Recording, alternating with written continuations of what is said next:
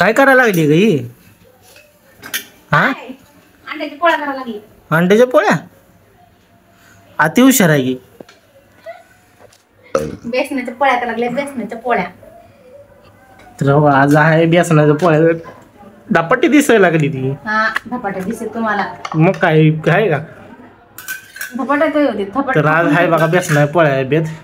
मस्तपैकी बटाट्याची भाजी, इकडं आहे भात आणि चपाती. उरका झालं की माग लागून करून घ्यायला लागते तुमच्याकडं. काय झालंय की मागं लागून करून घ्यावं लागते.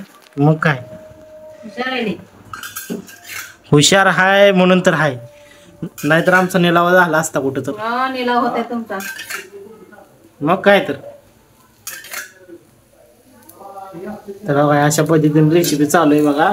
मस्त वेगळी बेसनाची, किती गोल बेसनाची पोळी झाली आहे का नाही. गोल असते होय ती. मग विचारायले गोल गोल बेसनाची पोळी झालेली आहे अशा तऱ्हेने आमची. असेच होत असते, गोल गोल होत नसते. असं द्या कशी तर मित्रांनो गोल जाणार आहे का तुमच्या?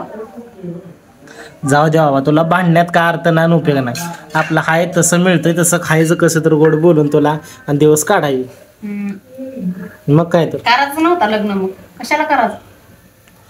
तर झालं गेलं, दगड पडल्या डोक्यात, जखम भरून येते परत माघारी.